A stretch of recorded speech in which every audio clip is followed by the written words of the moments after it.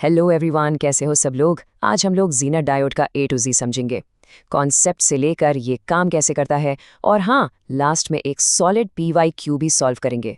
तो बने रहो। कभी सोचा यार, घर में वोल्टेज ऊपर नीचे होता रहता है, कभी हाई कभी लो, फिर भी आपका फोन चार्जर आराम से काम करता रहता है, आराम से बच जाता है। कैसे? इसके पीछे एक छोटा सा हीरो है जिसके बारे में आज हम बात करने वाले हैं। तो ज़ेनर डायोड को ठीक से समझने से पहले चलो थोड़ा पीछे चलते हैं और एक नॉर्मल डायोड का बेसिक फंडा क्लियर करते हैं। और इसकी शुरुआत होती है पी टाइप और एन टाइप सेमीकंडक्टर से। देखो, सारा खेल डोपिंग का है। जब हम सिलिकॉन में ट्राइवेलेंट इम्प्योरिटी जैसे एल्यूमिनियम डालते हैं तो बन जाता है पी टाइप। इसमें होल्स की संख्या ज़्यादा होती है, तो होल्स हो गए मेजॉरिटी कैरियर्स। और अगर हम पेंटावेलेंट इम्प्योरिटी जैसे फॉस्फरस डालते हैं तो बन जाता है एन टाइप, जिसमें फ्री इलेक्ट्रॉन ज़्यादा होते हैं। तो यहाँ इलेक्ट्रॉन्स हो गए मेजॉरिटी कैरियर्स। सिंपल। अब सोचो क्या होगा जब हम पी टाइप और एन टाइप को जोड़ देते हैं। एक पीएन जंक्शन बन जाता है। जहां ये मिलते हैं उस बाउंड्री पर एन साइड से इलेक्ट्रॉन्स पी साइड के होल्स में जाके बैठ जाते हैं। इससे बीच में एक ऐसी लेयर बन जाती है जहां कोई फ्री चार्ज कैरियर नहीं होता। इसी को हम कहते हैं डिप्लीशन लेयर, और ये एक बैरियर की तरह काम करती है। तो अब इस बैरियर के आर पार करंट कैसे बहाएं? दो तरीके हैं। पहला, फॉरवर्ड बायस। इसमें पी साइड को पॉजिटिव टर्मिनल से जोड़ते हैं। इससे मेजॉरिटी कैरियर्स बैरियर क्रॉस कर जाते हैं और करंट आसानी से फ्लो होता है। रेजिस्टेंस बहुत कम होता है। दूसरा है रिवर्स बायस। इसमें पी साइड को नेगेटिव से जोड़ते हैं। इससे डिप्लीशन लेयर और भी चौड़ी हो जाती है। रेजिस्टेंस इतना हाई हो जाता है कि करंट ऑलमोस्ट जीरो हो जाता है। लेकिन रुको, कहानी यहाँ खत्म नहीं होती। रिवर्स बायस में एक बहुत बड़ा सीक्रेट छुपा हुआ है। अगर हम इसको हद से ज्यादा पुश करें तो कुछ ड्रामेटिक होता है, और यही सीक्रेट ज़ीनर डायोड की सुपर पावर है। तो जब हम रिवर्स वोल्टेज बढ़ाते जाते हैं, एक पॉइंट आता है जिसे कहते हैं ब्रेक डाउन वोल्टेज। और इस वोल्टेज पर अचानक से करंट का एक सैलाब आ जाता है। करंट एकदम से शूट अप कर जाता है। सोचो जैसे एकदम अचानक से टूट गया हो। इसी को कहते हैं ब्रेक डाउन। अब देखो, एक नॉर्मल डायोड के लिए ये ब्रेकडाउन तबाही है, वो जल जाएगा। लेकिन ज़ीनर डायोड ये स्पेशल है। इसे स्पेशल इसीलिए बनाया गया है कि ये ना सिर्फ इस ब्रेकडाउन को झेल ले, बल्कि इसी रीजन में आराम से काम करें। तो इसमें ऐसा क्या खास है? फर्क सिर्फ एक चीज का है, डोपिंग। नॉर्मल डायोड में लाइट डोपिंग होती है, इसलिए डिप्लीशन लेयर चौड़ी होती है। लेकिन ज़ेनर डायोड में बहुत ज्यादा, मतलब हैवी डोपिंग की जाती है। और इसी एक चेंज से सारा गेम बदल जाता है। इसकी डिप्लीशन लेयर बहुत ही पतली, बहुत नैरो हो जाती है। और ये हैवी डोपिंग एक कमाल का चेन रिएक्शन शुरू करती है। Step 1, heavy doping. इसकी वजह से बनती है स्टेप 2, एक बहुत ही नैरो डिप्लीशन लेयर। और जितनी नैरो लेयर, उतना ही step 3 super strong electric field बन जाता है। और ये फील्ड इतना पावरफुल होता है कि ये स्टेप 4 कोवैलेंट बॉन्ड्स को तोड़ देता है, और वहां से इलेक्ट्रॉन्स का सैलाब निकल पड़ता है। बूम!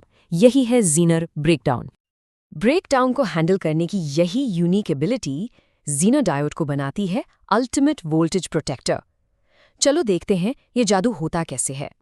ये ज़ीनर डायोड का गोल्डन रूल है, इसे हमेशा याद रखना। एक बार जब ज़ीनर डायोड ब्रेकडाउन रीजन में चला जाता है तो उसके थ्रू करंट चाहे कितना भी बढ़ जाए, उसके अक्रॉस जो वोल्टेज है वो एकदम कांस्टेंट हो जाता है। और इसी फिक्स्ड वोल्टेज को हम कहते हैं ज़ीनर वोल्टेज, यानी VZ। इसको समझने का सबसे अच्छा तरीका है, ज़ीनर डायोड को एक बॉडीगार्ड की तरह सोचो। जैसे ही इनपुट वोल्टेज खतरे के निशान से ऊपर जाता है, ज़ीनर बॉडीगार्ड एक्शन में आ जाता है। वो सारा एक्स्ट्रा करंट खुद से पास करवा लेता है, ताकि आगे जो डिवाइस लगा है, यानी हमारा लोड, उसको हमेशा एक सेफ और कांस्टेंट वोल्टेज मिलता रहे। क्या बात है। चलो, थ्योरी तो बहुत हो गई। अब देखते हैं कि एग्जाम में इसका यूज कैसे करना है। Let's solve a PYQ, a previous year question from JEE, और इस कॉन्सेप्ट को अप्लाई करके देखते हैं। ओके, तो ये रहा हमारा क्वेश्चन। हमें एक सर्किट दिया गया है। इनपुट वोल्टेज मैक्सिमम 16 वोल्ट है। एक सीरीज रेजिस्टर RS है 2 किलो ओम का, लोड रेजिस्टर RL है 4 किलो ओम का, और ज़ीनर डायोड का ब्रेकडाउन वोल्टेज VZ है 6 वोल्ट। हमें निकालना है कि ज़ीनर डायोड से कितना करंट, यानी IZ, फ्लो हो रहा है। चलो इसे मिलके सॉल्व करते हैं। स्टेप 1, सबसे पहले सीरीज रेजिस्टर RS के अक्रॉस वोल्टेज निकालते हैं। इनपुट है 16V। ज़ीनर ने लोड के अक्रॉस 6V फिक्स कर दिया। तो RS के अक्रॉस कितना बचा? सिंपल, 16 - 6 यानी 10 वोल्ट्स। स्टेप 2, अब टोटल करंट IS निकालते हैं ओम्स लॉ से। IS होगा 10 volt divided by 2 kilo ohm, ये आ गया 5 मिली एम्पियर। स्टेप 3, अब लोड से कितना करंट जा रहा है यानी IL।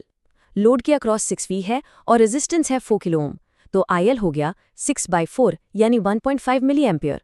Last step, total current IS आगे जाके दो हिस्सों में बट रहा है, IL और IZ।